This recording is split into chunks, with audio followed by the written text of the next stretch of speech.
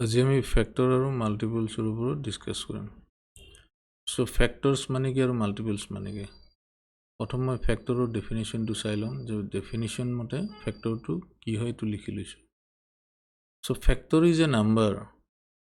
Factor of a number is an exact divisor of that number. So' এটা নাম্বাৰৰ যদি মই ফেক্টৰ উলিয়াব যাওঁ, সেই নাম্বাৰটোক যদি আমি বেলেগ নাম্বাৰেৰে ডিভাইড কৰোঁতে ৰিমাইণ্ডাৰ 0 হয়, মানে একজেক্টলি যদি ডিভিজন হয়, তেতিয়াহ'লে সেই নাম্বাৰবিলাকক ক'ম ফেক্টৰ্ছ বুলি ক'ম।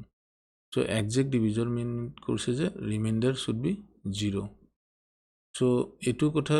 ৰিমাইণ্ডাৰ 0 হ'ব লাগিলে আমি কেনেকৈ ডিভাইড কৰি চাব লাগিল। ত' মই এটা এক্সাম্পল লওঁ যে 6ৰ ফেক্টৰ্ছবিলাক মই ইয়াতে উলিয়াই চাম যে কিমান হয়, ফেক্টৰ কি পাম 6ৰ ক্ষেত্ৰত। সেইটো কৰাৰ কাৰণে মই নেচাৰেল নাম্বাৰ লোৱেষ্ট 1ৰ পৰা ষ্টাৰ্ট দিম, আৰু যিটো নাম্বাৰ আমি লৈছোঁ তালৈকে আমি যাম। প্ৰথম আমি চাম যে 1এৰে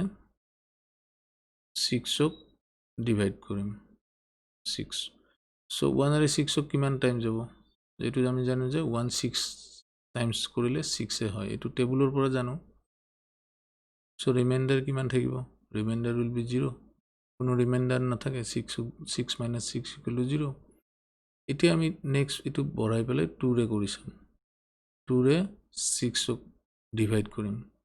চ' 2ৰে 6ক কৰিলে 3 টাইমছ আমি জানো যে টেবুলৰ পৰা 3 টাইমছ কৰিলে আমি 6 পাম। চ' এগেইন ৰিমাইণ্ডাৰ ইজ 0, কোনো ৰিমাইণ্ডাৰ নাথাকে। এইবাৰ যদি আমি 3ৰে কৰোঁ 6ক, এইটোৰ পৰাই আমি জানো যে 2 3 যা যিহেতু 6 হয়, 3 2 যা ছেম হ'ব, 6 হ'ব। চ' ৰিমাইণ্ডাৰ উইল বি 0। 4ৰে কৰিলে কি হ'ব, এইবাৰ এইটোৰ ক্ষেত্ৰত অলপ চোৱা যে 4ৰে যদি মই 1 টাইমছ দিওঁ 4 হ'ব, না ডাইৰেক্ট নাযায়, একজেক্ট ডিভিজন নহ'ব। 2 দিলে আৰু 8 হ'ব, গতিকে মোৰ দেন 6 হ'ব, 2ৰেও নহ'ব। চ' 1 যদি মই দিওঁ এটলিষ্ট 4 হ'ব, ইয়াতে 2 এটা ৰিমাইণ্ডাৰ থাকি যাব। So' observe this one. So' next 5এৰে যদি মই ডিভাইড কৰোঁ 6ক, চ' এগেইন 1 টাইমছ দিলে মই ইয়াতে 5 পাম, reminder will be 1। So' exactly divide হোৱা নাই 5এৰেও। কিন্তু যদি নাম্বাৰ ইটছেল্ফেৰে মই যদি নাম্বাৰটোক কৰোঁ, ডেট মিনছ 6এৰে 6ক কৰোঁ, চ' এইটো 1 6 টাইমছ কৰিলে 6 পাইছোঁ, 6 1 যা কৰিলে মই 6 টাইমছ পাম, এগেইন ৰিমাইণ্ডাৰ 0। তো এই ডিভিজনখিনিৰ পৰা আমি এটা কথা গম পাওঁ যে 1এৰে যেতিয়া ডিভাইড কৰিছোঁ তেতিয়া আমি ৰিমাইণ্ডাৰ 0 পাইছোঁ। গতিকে মই 1টোক এটা ফেক্টৰ হিচাপে ল'ম, কাৰণ একজেক্টলি ডিভিজৰ হৈছে, 1এৰে একজেক্টলি ডিভাইড কৰা গৈছে 6ক। 2টোৰেও একজেক্টলি ডিভাইড হৈছে বিকজ ৰিমাইণ্ডাৰ ইজ 0। চ' ইয়াতে মই 2টো ফেক্টৰ হিচাপে পাম। 3টোৰে একজেক্টলি ডিভাইড হৈছে 0 পাইছোঁ, গতিকে মই 3টো ফেক্টৰ পাম 6ৰ ক্ষেত্ৰত। কিন্তু ইয়াতে চোৱা 4টোৰে একজেক্টলি ডিভাইড হোৱা নাই, কিমান ৰৈ গৈছে, 2 এটা ৰৈ গৈছে ৰিমাইণ্ডাৰ, 5এৰেও হোৱা নাই, 1 এটা ৰিমাইণ্ডাৰ ৰৈ গৈছে, এইটো নহ'ব। গতিকে 4 আৰু 5টো ইন কেছ অফ 6ৰ কাৰণে ফেক্টৰ্ছ নহ'ব, কিন্তু 6এৰে 6কটো 1 টাইমছ গৈছে, গতিকে এইটো ফেক্টৰ হ'ব 6ৰ, এইটো ফেক্টৰ হৈছে। তো এইখিনিৰ পৰা আমি কি পাইছোঁ, ইয়াৰ পৰা আমি চোৱা যিকেইটা ফেক্টৰ পাইছোঁ 6ৰ, যে all the factors are either equal or less than of that number. তাৰমানে 6তকৈ এইবিলাক হয় সৰু হ'ব, নহয় ইকুৱেল হ'ব পাৰে। আৰু 6ৰ বা যিকোনো নাম্বাৰৰ ক্ষেত্ৰতে এটা ফেক্টৰ আমি পামেই, ডেট ইজ 1। কাৰণ 1এৰে সেই নাম্বাৰটোক সদায় ডিভাইড হ'বই, যি নাম্বাৰে নলওঁ কিয়। চ' এই কথাটোক এবাৰ আৰু এতিয়া যিহেতু লৈছোঁ, মই এতিয়া বেলেগ এটা নাম্বাৰৰ লাইনেৰেও আমি চাই লওঁ। ছাপ'জ 12ৰ ক্ষেত্ৰত কি কি ফেক্টৰ পাওঁ আমি নাম্বাৰ লাইনেৰে চাই লওঁ। ইয়াতে এটা নাম্বাৰ লাইন ড্ৰ কৰিছোঁ, ছাপ'জ যে নাম্বাৰ লাইনটোতেও আমি এতিয়া ৰিপ্ৰেজেণ্ট কৰি চাওঁ। তাৰ আগতে মই আকৌ এবাৰ কৈছোঁ, এই যে ডিভাইড কৰিছোঁ এইটোক আমি এনেকৈও লিখিব পাৰোঁ, 1 into 6 এটুক আমি এনেকৈ লিখিব পাৰোঁ 2 into 3 2 times 3 here it is 3 times 2 here it is 6 times 1 so ইয়াতে চোৱাক আগতেও কমিউটেটিভ লটো পাইছা যে 1 into মাল্টিপ্লিকেশ্যনৰ কাৰণে 1 times 6 equal to always 6 times 1 এই দুটা একে বস্তু গতিকে দুবাৰ নকৰিলেও হয় এবাৰ ডিভাইড কৰিলেও আমি গম পাওঁ যে 1 2 ফেক্টৰ 6 2 ফেক্টৰ ঠিক তেনেকৈ they are equal 2 2 factor 3 2 factor 2 into 3 same with 3 into 2 so here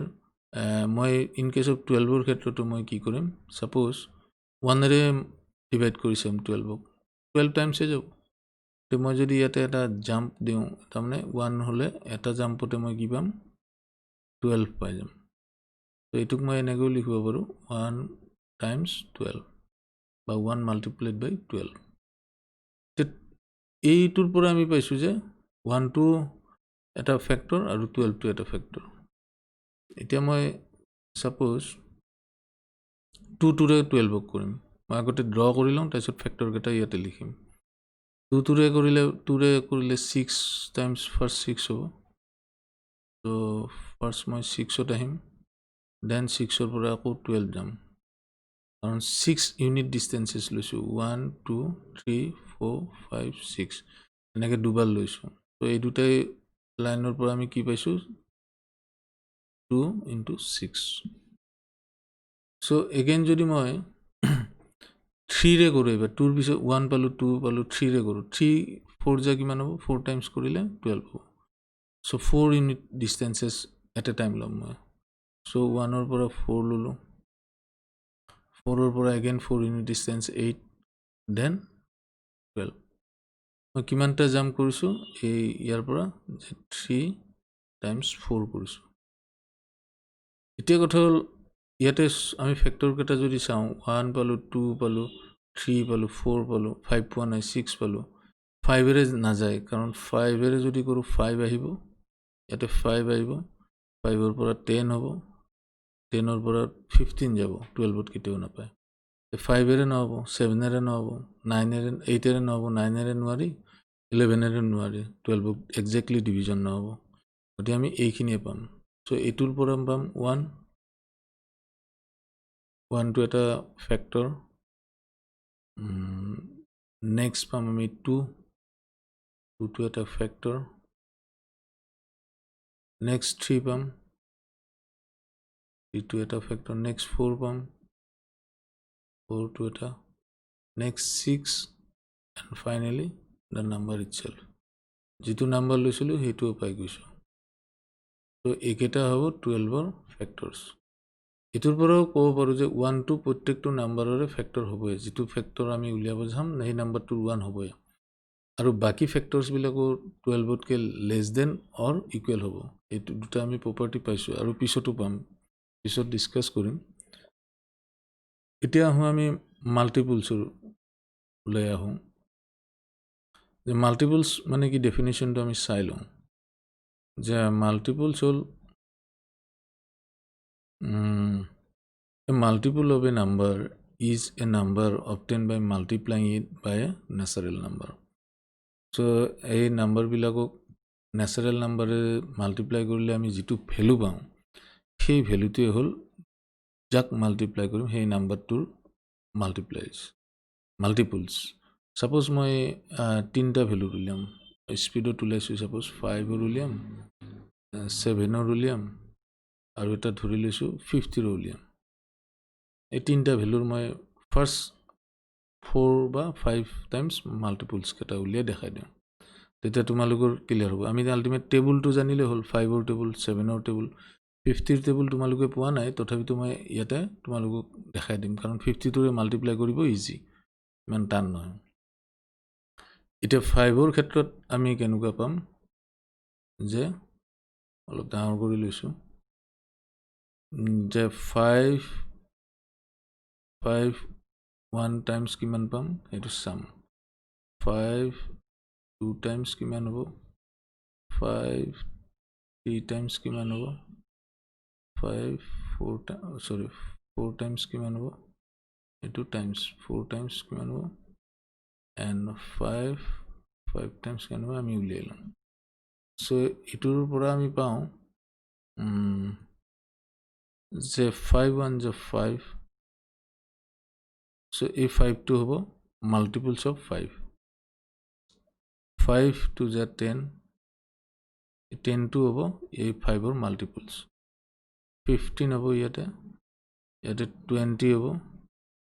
and 25 হ'ব dot dot dot it's go on এইটো গৈয়ে থাকিব যিমান উলিয়াব পাৰোঁ মাল্টিপলছ আমি ওলাই থাকিব পাৰোঁ 5ক আমি মাল্টিপ্লাই কৰি গৈ থাকিব পাৰোঁ 100 1000 10,000 10 কৰোৰ যিমানেৰে মাল্টিপ্লাই কৰা কৰি গৈ থাকিব পাৰোঁ এইটোৰ কোনো লিমিট নাই বা শেষ নাই 7টোৰো ঠিক তেনেকৈ আমি উলিয়াম 7টো যে উলিয়াম আল্টিমেট মই একেই পাম যে 7 টাইমছ 1 ইকুৱেল টু কিমান হ'ব 7 টাইমছ 2 7 টাইমছ 3 চ' এনেকৈ আমি গৈ থাকিম 7 times 4 dot dot dot dot এইটো ইকুৱেল দি পেলাই ডট ডট ডট মই ধৰি ল'লোঁ 7 টাইমছ 7 মই মাজতে 6 5 6 ধৰা নাই এইটো উলিয়াম এইটো গৈ গৈ গৈ গৈ আল্টিমেট ইভাৰ কাউণ্টিঙলৈ আমি গৈ পাম ইনফিনিটিলৈকে চ' এইটোৰ ক্ষেত্ৰতো আমি ভেলু পাম এইটো 7 পাম so' 7 is the multiples of 7 here it is 14 পাম here it is 21 পাম এই 21 to 7ৰ মাল্টিপলছ হয় 7 4 যা 28 এইটো 7ৰ মাল্টিপলছ here it is 7 times 7 means 49 এইটো মাল্টিপলছ অফ 7ৰ মাল্টিপলছ হ'ব চ' এতিয়া মই আকৌ এটা উলিয়াই দিছোঁ 50ৰ 50টোৰ কিমান হ'ব এনেকৈ আমি গৈ থাকিব পাৰোঁ এইটো 7টো আমি গৈ থাকিব পাৰোঁ 7ক আমি বহুতলৈ মাল্টিপ্লাই কৰি গৈ থাকিব পাৰোঁ এতিয়া 50ৰ ক্ষেত্ৰত কি হ'ব 51 টাইমছ কিমান হ'ব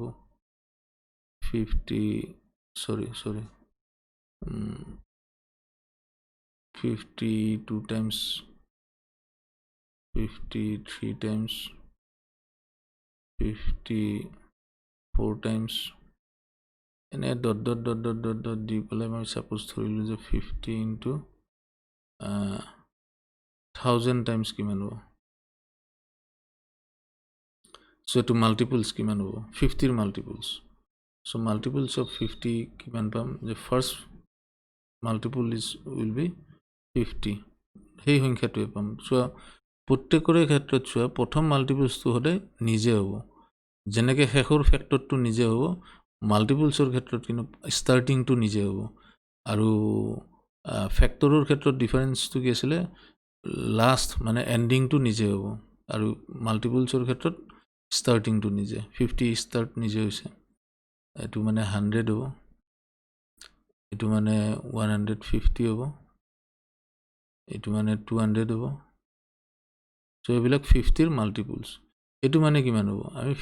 5 1 যে 5 হ'ব বাকী 0 কেইটা 5ৰ লগত লগ কৰাই দিলোঁ 1 2 3 4টা 4 zeros আছে 3 4 চ' ইট উইল গ' অন চ' এনেকৈ আমি মাল্টিপলছখিনি উলিয়াব পাৰোঁ দে আৰ ভেৰি চিম্পল